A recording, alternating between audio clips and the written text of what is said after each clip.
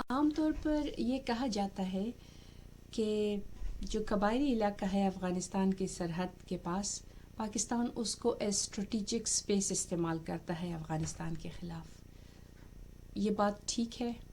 استعمال کیا پاکستان نے، بہت بری طرح سے کیا، جس سے اس علاقے کی انسانی ترقی فریز ہو کے رہ گئی. اور 9/11 کے بعد تو اس قدر بری طرح سے استعمال کیا کہ اس کے جانی اور مالی نقصان کا کہ کمپنسیشن، اس کے انصاف کے سوال ابھی تک ہیں. لیکن ایک اور بات بھی ہے جس پہ زیادہ لوگ توجہ نہیں کرتے، اور وہ یہ ہے کہ افغانستان نے بھی اسی علاقے کو اسٹریٹجک اسپیس استعمال کیا ہے، پہلے انگریزوں کے خلاف، پھر پاکستان کے خلاف، اور آج تک پاکستان کے خلاف اسے استعمال کر رہا ہے. اب یہ بات آپ کو کیسے پتہ چلے گی؟ یہ بات آپ کو پتہ چلتی ہے جب آپ ڈی کلاسیفائڈ مٹیریل دیکھتے ہیں، ڈاکومنٹس دیکھتے ہیں برٹش گورنمنٹ کے، یعنی وہ کاغذات جو کہ کسی زمانے میں انگریز حکومت کے ریاستی راز ہوتے تھے، اب نہیں ہیں. اب وہ ڈی کلاسیفائڈ ہے اور مختلف لائبریریز میں ہیں انگلینڈ کی، جہاں آپ ان کو دیکھ سکتے ہیں. برٹش ملٹری میوزیم کی لائبریری میں، Indian national British Indian library میں آپ دیکھ سکتے ہیں، قطر نیشنل لائبریری میں، اس کے علاوہ اور مختلف لائبریریز میں آپ ان کو دیکھ سکتے ہیں. آج سے کچھ عرصہ پہلے میں نے بھی کچھ ایسے ہی آرکائیو مٹیریل کو اسٹڈی کیا، ایسے ڈی کلاسیفائڈ ڈاکومنٹس کو دیکھا، اور جو چیز بار بار میرے سامنے آئی ان ڈاکومنٹس میں وہ یہی ہے کہ افغانستان اس علاقے کو اسٹریٹجک اسپیس استعمال کرتا رہا ہے. میں آپ کو ایک مثال دینا چاہتی ہوں، اور یہ ابھی میں آپ کو اسکرین پہ بھی دکھاتی ہوں. یہ بلکہ ایک پوری فائل ہے، اور اس میں ایک خط ہے جو کہ بہت اہم ہے، اور وہ خط میں آپ کے ساتھ پھر شیئر کروں گی. اس کا کانٹیکسٹ یہ ہے کہ اگست 1939 میں انگریزوں کو ریکویسٹ کی گئی افغان حکومت کی طرف سے بار بار کہ آپ اپنے ایئر فورس کے چیف کو ہمارے ملک بھیج دیں، کیونکہ ہم نے افغان ایئر فورس ڈیولپ کرنا ہے تو ہم ان سے مدد لیتے ہیں. خیر انگریزوں نے بھیج دیا اپنے ایئر چیف کو، سر فلپ کو. وہ گئے اور جب واپس آئے تو انہوں نے خط لکھا گورنمنٹ کو. وہ خط اب ڈی کلاسیفائی ہو کے موجود ہے، آپ کو میں وہ دکھا دیتی ہوں. آپ کو اگر اسکرین پہ نظر آ رہا ہے، یہ ہے وہ خط، اور اس میں یہ دیکھیں کچھ ڈیمانڈز جو کہ افغانز نے کی ہیں کہ ہمارے ایئر فورس کے لوگوں کو ٹریننگ دے. کوئی 24 جہاز مانگے ہیں انہوں نے، اور باقی بھی ایک لسٹ دی ہے کہ ہمیں اس کی مدد کرے. اور اس کے جواب میں کیا کہا کہ پھر افغانز کیا کریں گے انگریزوں کے لیے، تو انہوں نے دو باتیں کی کہ ہم کریں گے، مدد کریں گے. ایک تو روس کے خلاف انگریزوں کی مدد کریں گے، اور دوسرا جو میرے لیے اہم بات تھی، انہوں نے یہ کہا کہ قبائلی علاقے میں انگریزوں کی مدد کریں گے. اور ادھر وہ انہوں نے کہتے ہیں نا، یہ سر فلپ لکھتے ہیں کہ in the utmost secrecy the Afghan would combine with us to keep the frontier quiet. آگے لکھتے ہیں سر flip, the Prime Minister developed the latter point by saying that he would be quite prepared to exchange information through the usual intelligence sources, and that he would exert what moral influence he could upon the religious leaders such as the Fakir of AP to prevent them making troubles. ٹھیک، مطلب یہ ہے کہ افغانز نے انگریزوں کو یہ offer کی کہ آپ کے لیے جو قبائلی علاقے میں کچھ ٹرائبل لوگ جو ہیں یا ایلڈرز لیڈرز، وہ آپ کے لیے درد سر بنے ہوئے ہیں، تو ہم آپ کی مدد کریں گے کہ وہ آپ کے درد سر ختم ہو جائے. تو یہ ویسے ہی بڑا دلچسپ لیٹر ہے. اس میں سب سے پہلے تو سر فلپ نے کہا افغانز کو کہ میرے ساتھ آپ ایسی باتیں نہ کریں پالیٹکس اور پالیسی کی، میرے ساتھ ٹیکنیکل باتیں کریں ایئر فورس کی، اسی لیے میں آیا ہوں. لیکن افغانز نہیں مانے, وہ پالیسی اور پولیٹکس کی باتیں کرتے رہے. تو پھر سر فلپ لکھتے ہیں کہ آئی گیو اپ. میں نے کہا ٹھیک ہے آپ کر رہے ہیں. تو جب یہ کرتے رہے تو ایک موقع پہ وہ جو افغانز ہیں وہ یہ کہتے ہیں کہ آپ انگریز جو ہے وہ آپریشن کر رہے ہیں قبائلی علاقے میں, وہ نہ کرے, اس کا کوئی فائدہ نہیں ہوگا, امن سے مسئلے کو حل کریں. تو سر فلپ پھر کہتے ہیں امن سے پھر کیسے کر لے, یہ کیسا رہے گا کہ ہم اسی علاقے کے جو ٹرائبل لیڈرز ہیں ان کے بیٹوں کو ہم لے لیں, ان کو اعلیٰ تعلیم دے دیں, تو اس سے مسئلہ حل ہو جائے گا. تو افغان کہتے ہیں ان کو, افغان پرائم منسٹر ان کو کہتے ہیں کہ نہیں, اس سے مسئلہ نہیں حل ہوگا, کیونکہ ان کو تو آپ لے جائیں گے, تعلیم یافتہ بنا دیں گے, پھر اس کے مقابلے میں دوسرے لوگ کھڑے ہوں گے اور ان کے ساتھ لڑتے رہیں گے, تو آپ کا مسئلہ حل نہیں ہوگا. تو پھر سر فلپ کہتے ہیں پھر کیا کریں. تو افغانز نے کوئی کلیئر جواب نہیں دیا, لیکن اس خط کو دیکھ کے ایسے ہی لگتا ہے کہ ان کا مطلب یہ ہے کہ ہم ہی آپ کے لیے یہ مسئلہ حل کر سکتے ہیں, آپ کا یہ درد سر انگریزوں کا یہ ہم ہی ختم کر سکتے ہیں. تو بہرحال یہ تو ایک میں نے آپ کو مثال دی, لیکن ایسا بہت سارا آپ کو ڈی کلاسیفائڈ ڈاکومنٹس میں ایسے مٹیریل آپ کو مل جائیں گے. اور یہ سلسلہ شروع سے شروع ہوا ہے جب سے انگریزوں نے یہ ڈیورنڈ لائن کی سرحد مقرر کی ہے. اب آپ کہیں گے یہ انگریزوں کا کام کیا تھا, یہ کس حیثیت سے یہ آئے ہیں اور انہوں نے یہ ڈیورنڈ لائن مقرر کی ہے, ان کی جرأت کیسے ہو رہی تھی کہ یہ کر رہے تھے. یہ اس لیے کر رہے تھے کہ انگریزوں نے افغانستان کی ساری ہی بارڈرز کو انگریزوں نے سیٹ کیا ہے. اس سے پہلے تو بارڈر نہیں تھی, یہ جس شکل میں افغانستان ہے یہ انگریزوں کا بنایا ہوا ہے. اگر انگریز نہ ہوتے تو روسی اس کو بالکل اسی طرح سے لے لیتے جس طرح کہ انہوں نے سینٹرل ایشیا کے باقی علاقے کو لے لیا تھا. اس بات کے کوئی شواہد نہیں ہے کہ جو افغانستان کے قبائل ہیں وہ سینٹرل ایشیا کے قبائل سے زیادہ جنگجو تھے, زیادہ غیرت مند تھے, یا ان کا علاقہ سینٹرل ایشیا سے زیادہ سخت ٹرین ہے. لیکن کس تیزی سے روس نے وہ سارا علاقہ لے لیا, وہ افغانستان کو بھی لے لیتے. خوش قسمتی سے یا بد قسمتی سے انگریزوں کو بفر سٹیٹ کی ضرورت تھی اپنے اور روس کے درمیان. پہلے ان کے پاس بفر سٹیٹ تھا, وہ پنجاب تھا, جب سکھوں کے ساتھ تھا پنجاب. لیکن پھر انگریزوں نے آگے بڑھ کے پنجاب پہ قبضہ کر لیا, اب اس کو بفر سٹیٹ چاہیے تھا, اور وہ افغانستان ہی ہو سکتا تھا, یہ علاقہ ہو سکتا تھا. تو اس لیے انگریز پھر ریچ آؤٹ ہو گئے, وہ آگے بڑھے, روسیوں کے ساتھ بات کی, ان کے ساتھ معاہدے کیے, اور اس معاہدے کے نتیجے میں پھر انگریزوں اور روسیوں کے درمیان یہ انڈرسٹینڈنگ ہو گئی کہ ٹھیک ہے آپ سرحدیں ڈرا کر لیں, سرحدیں کھینچ لیں اس ملک افغانستان کی. تو ساری سرحدیں ایران کے ساتھ, چین کے ساتھ, سینٹرل ایشیا کے ساتھ اور انڈیا کے ساتھ یہ انگریزوں نے پھر کھینچ لی. تو جس وقت یہ ڈیورنڈ لائن کا یہ انڈیا کے ساتھ سرحد کا فیصلہ کر رہے تھے, امیر عبد الرحمن تھے افغانستان کی سائڈ سے, تو اس وقت امیر عبد الرحمن نے یہی کہا تھا سر ڈیورینڈ کو, جو کہ انگریزوں کی نمائندگی کر رہے تھے اس بات چیت میں, کہ آپ یہ علاقہ مجھے دے دیں. قبائلی علاقے کی انہوں نے بات کی تھی کہ آپ یہ مجھے دے دیں, کیوں وجہ کیا بتائی, کہ میں ان سے جہاد کرواؤں گا آپ کے لیے اور میرے لیے. انہوں نے کہا کہ میں تو مسلمان ہوں, میں جب ان کو کہوں گا جہاد کریں تو کریں گے, آپ کے دشمن سے بھی اور میرے دشمن سے بھی, لیکن آپ تو انگریز ہیں, آپ مسلمان نہیں ہیں, آپ کے کہنے پہ وہ جہاد نہیں کریں گے. خیر انگریزوں نے ان کی یہ بات نہیں سنی. پھر آگے آئے 1919 میں, جب انگریزوں کو بہت سخت قسم کی مار پڑ گئی فرسٹ ورلڈ وار میں, بہت کمزور ہو گئے, تو افغانستان کی اس وقت کے بادشاہت کو لگا کہ ان سے یہ علاقہ لیا جا سکتا ہے, تو انہوں نے جہاد شروع کر دیا. کچھ قبائلی جہاد میں شامل ہو گئے, کچھ ریگولر آرمی کو افغانستان نے اور حملہ کر دیا. اب انگریز کمزور تو ہو گئے تھے, لیکن اتنے نہیں کمزور ہو گئے تھے کہ وہ افغانستان جیسے ملک سے شکست کھا لیں. تو انگریزوں نے ادھر سے اپنی فوج روانہ کی, کوہاٹ سے کچھ فوجی دستے تیار کیے, کچھ دوسرے علاقوں سے, اور جیسے ہی وہ فوج نے پہلا قدم لیا یہ بھاگ گئے افغانستان, سارے بھاگ گئے, سارے جہادی بھاگ گئے, جہاد چھوڑ کے, ریگولر آرمی سب کچھ چھوڑ کے بھاگ گئے.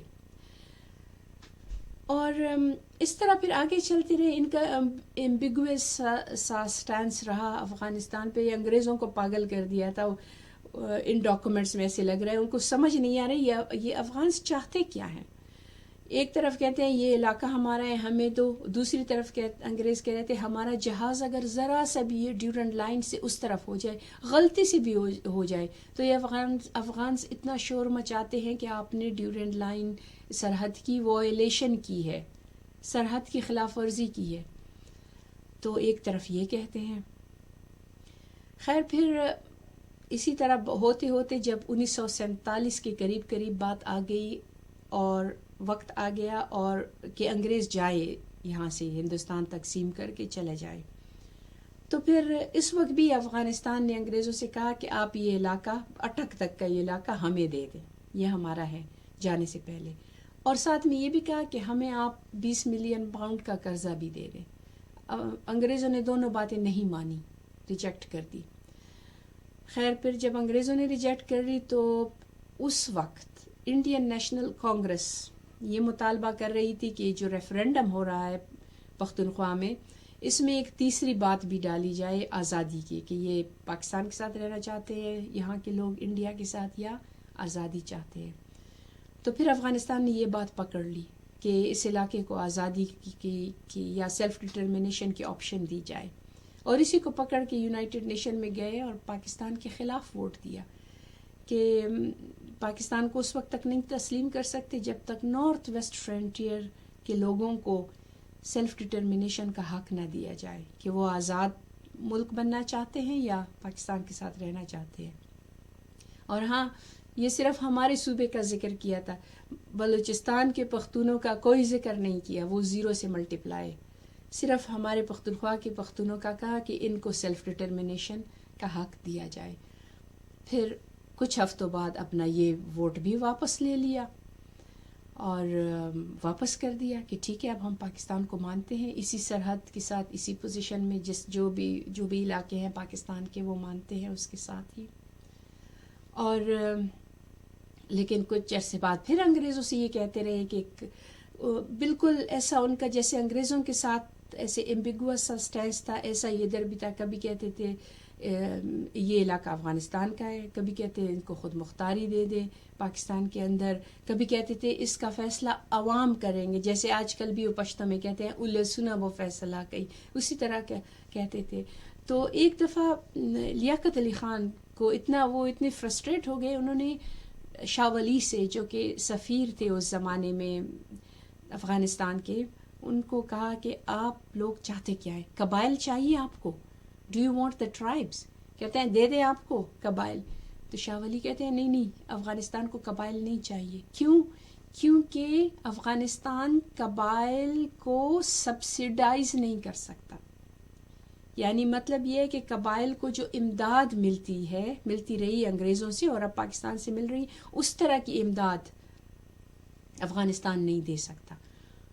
تو اس پہ لیاقت علی خان کو اور غصہ آ گیا. انہوں نے کہا کہ اب کیا مطلب ہے, آپ لوگ پھر یہ کہتے ہیں کہ آپ میوزک بجاتے رہیں اور پاکستان اس پہ ناچتا رہے. تو یہ ایک ڈائلاگ, یہ بھی ایک ڈاکومنٹ میں, ایک آرکائیو, ایک ڈی کلاسیفائڈ ڈاکومنٹ میں آپ کو یہ ڈائلاگ بھی مل جاتا ہے شاہ ولی اور لیاقت علی خان کے بیچ میں. پاکستان کے شروع کے دنوں میں, سالوں میں, جب یہ نظر آنے لگا کہ جو پختونخوا کے لوگ ہیں اور قبائل بھی وہ اب پاکستان کے ساتھ رہنا چاہتے ہیں, پاکستان میں انٹیگریٹ ہونا چاہتے ہیں, تو اس وقت پھر بہت زیادہ پریشانی ہو گئی افغانستان میں. اور وہاں اس وقت کے جو پرائم منسٹر تھے شاہ محمود, انہوں نے انگریزوں کو کہا, آپ کو ایک ڈاکومنٹ میں یہ بھی مل جاتا ہے کہ انہوں نے انگریزوں کو کہا کہ افغانستان تو اس علاقے کو نہیں چاہتا ہے, لیکن اس علاقے کے لوگ یہ اب پاکستان کے ساتھ رہنا, ایسے اندازے, ایسے اشارے مل رہے ہیں کہ پاکستان کے ساتھ خوشی سے رہنا چاہتے ہیں. And this is the idea that the Afghans hate. انہوں نے کہا افغانز اس سے نفرت کرتے ہیں. تو شاہ محمود نے کہا انگریزوں کو کہ آپ پاکستان سے کہیں کہ اس علاقے کو کوئی ایسی اندرونی خود مختاری دے کہ اس سے اس علاقے کی آئیڈینٹی، اس کی شناخت پروٹیکٹ ہو، اس کا اپنا نام ہو، افغانیہ نام رکھے، اس کا نام پختونستان رکھے. لیکن ہمیں بہت کنسرن ہے کہ یہ پنجاب میں ایبزارب نہ ہو جائے. افغانستان کو اس بات کے وہ خلاف تھے اور اس کا خدشہ تھا کہ ہمارے علاقے کے لوگ جو ہے وہ پنجابی بن جائیں گے، ہماری زبان، کلچر، سب کچھ ہم بھول جائیں گے، اور وہ افغانستان یہ بالکل نہیں چاہتا تھا. اور انہوں نے انگریزوں کو کہا تھا کہ ہم نہیں چاہتے ہیں کہ یہ علاقہ اپنی شناخت گم کر دے، پنجاب میں ایبزارب ہو جائے، ایزیملیٹ ہو جائے. تو یہ جو نام ہے نا، جو ابھی تو ہمارے صوبے کا نام خیبر پختونخوا ہے، لیکن جب یہ نام پہلے نہیں تھا اور سجیشن آتی تھی، کوئی کہتا تھا افغانیہ رکھ کے نام، کوئی کہتا تھا پختونستان، کوئی کیا کہتا تھا. تو یہ افغانیہ اور پختونستان یہ دونوں افغانستان کی چوائس ہے. یہ نام افغانستان نے پہلے چوز کیے تھے ہمارے علاقے کے لیے. تو بہرحال یہ اس طرح کے اس قسم کے ڈاکومنٹس میں انفارمیشن آپ کو ملے گی کہ آرام سے انہوں نے نہیں رہنے دینا تھا اس علاقے کو، کہ یہ پاکستان کے ساتھ امن کے ساتھ رہے. جب بھی امن کے ساتھ رہتا تھا اس کو پریشانی ہو جاتی تھی افغانستان کو، اور گڑبڑ کریٹ کرتے تھے اور پریشر ڈالتے تھے پہلے انگریزوں پہ اور پھر پاکستان پہ کہ کنسیشن لے لے افغان ریاست، اپنے لیے تجارت کے کنسیشن لے لے یا دوسرے ہتھیار یا دوسرے اکنامک کنسیشن لے لے، اس طرح سے، یعنی بلیک میل کر کے یا مینوپولیٹ کر کے، شاید مینوپولیٹ زیادہ بہتر لفظ ہوگا.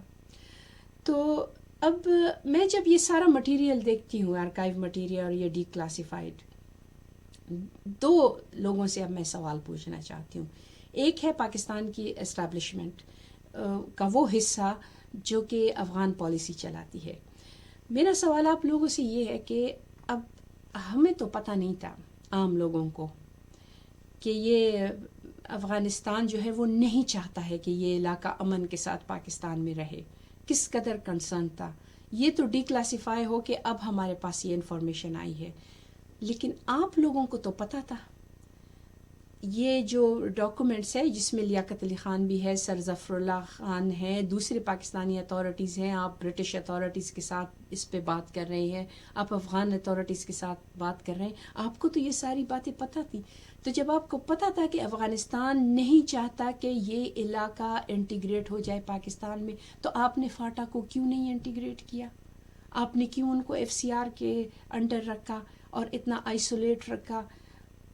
اس سوال کا مجھے جواب دے. کیا آپ نے ایسا کر کے افغانستان کے لیے کام آسان نہیں بنا دیا کہ وہ اس علاقے کو پاکستان کے خلاف اسٹریٹجک سپیس استعمال کرتا رہے؟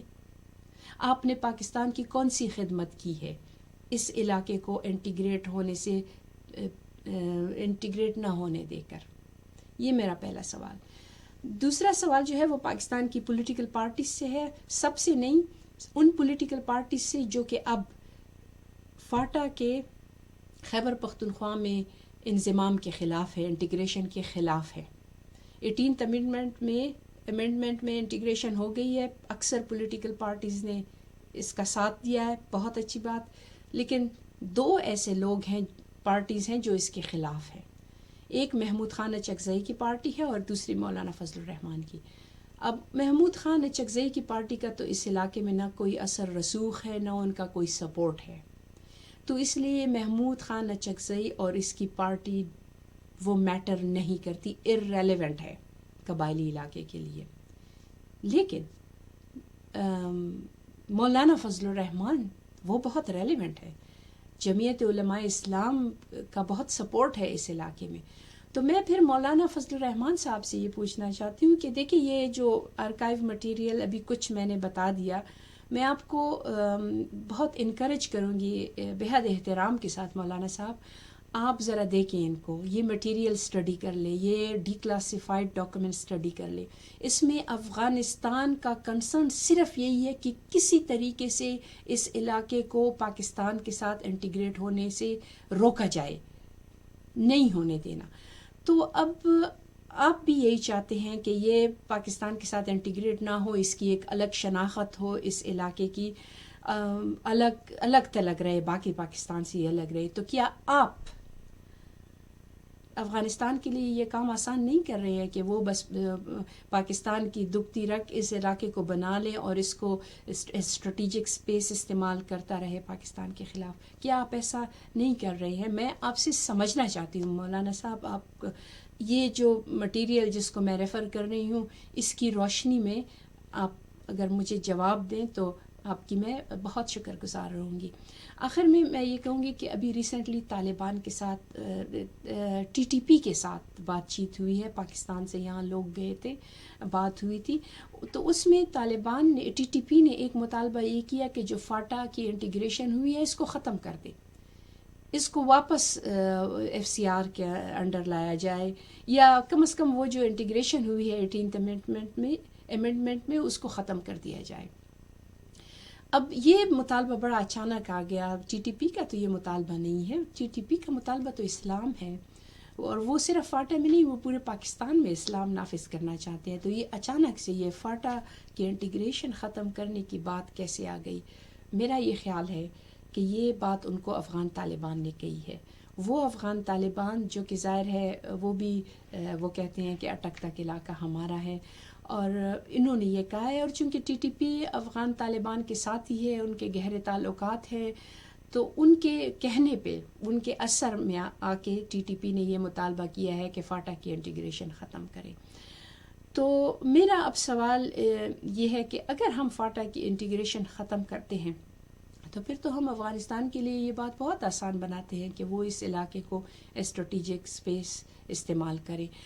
اور جو زیادہ خطرناک بات یہ ہے، وہ پھر ادھر تک وہ رکیں گے نہیں، ادھر سے پھر وہ ہمارے صوبے خیبر پختونخوا میں آئیں گے، وہاں سے پھر باقی ملک میں جائیں گے.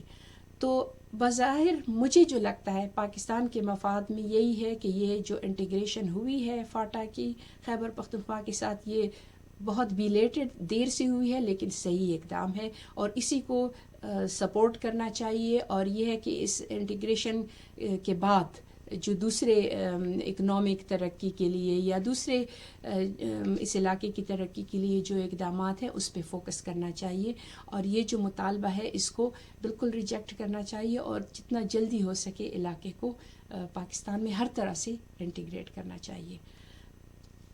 Thank you.